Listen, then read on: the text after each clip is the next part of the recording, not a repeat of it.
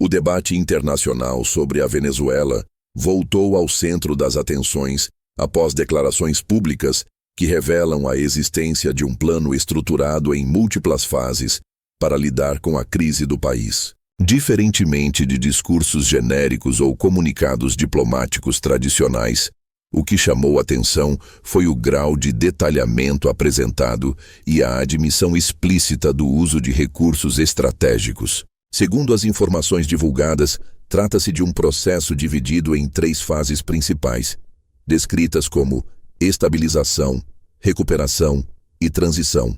A primeira etapa, definida como estabilização, tem como objetivo declarado evitar que o país mergulhe em um cenário de caos institucional e social.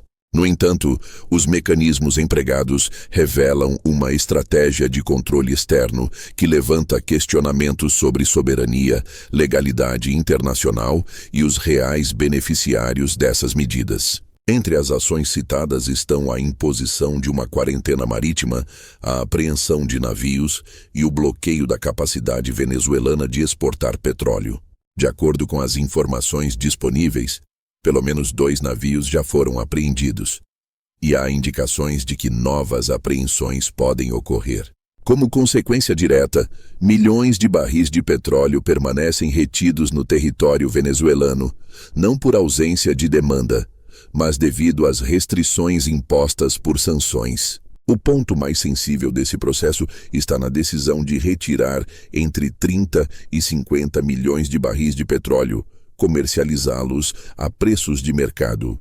Os recursos obtidos não ficariam sob controle direto do governo venezuelano, mas seriam administrados externamente, com a justificativa de beneficiar a população. Essa narrativa, porém, não elimina dúvidas fundamentais sobre quem define prioridades, quem fiscaliza a aplicação dos recursos e quais mecanismos de transparência existem.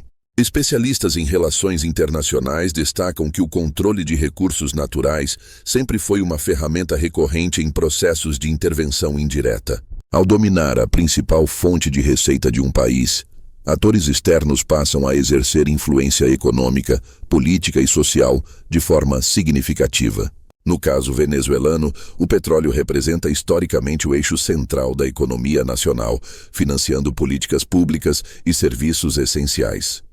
Ao assumir o controle da comercialização desse recurso, cria-se um cenário em que decisões fundamentais deixam de ser tomadas internamente. Mesmo com o discurso de proteção à população, o deslocamento do poder decisório altera profundamente a dinâmica de soberania do país. A segunda fase do plano é descrita como recuperação, com foco na reabertura do mercado venezuelano para empresas estrangeiras. O argumento central é estimular a retomada econômica, garantindo acesso justo ao mercado, especialmente para empresas ocidentais. Na prática, essa abertura ocorre em um contexto de fragilidade institucional, no qual o país ainda enfrenta sanções e instabilidade política. Isso pode significar contratos estratégicos, concessões e privatizações firmadas a partir de uma posição de enfraquecimento.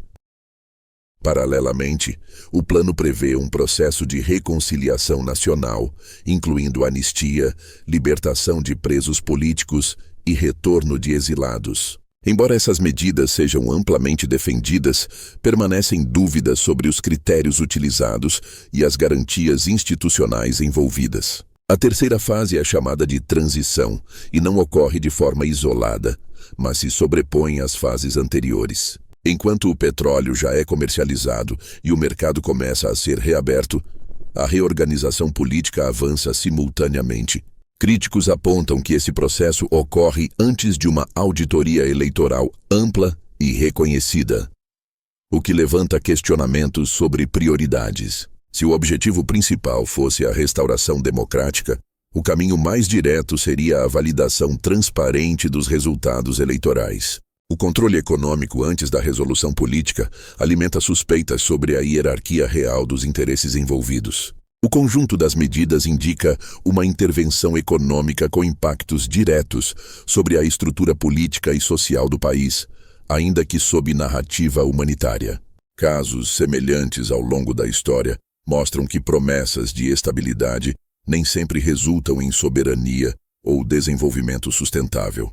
O caso venezuelano levanta um debate mais amplo sobre precedentes internacionais e os riscos para países ricos em recursos naturais. Diante desse cenário, cresce a importância da análise crítica, do acompanhamento jornalístico e da transparência pública. O futuro da Venezuela dependerá não apenas de planos e fases, mas da capacidade de garantir que a reconstrução não ocorra à custa da soberania e da vontade popular.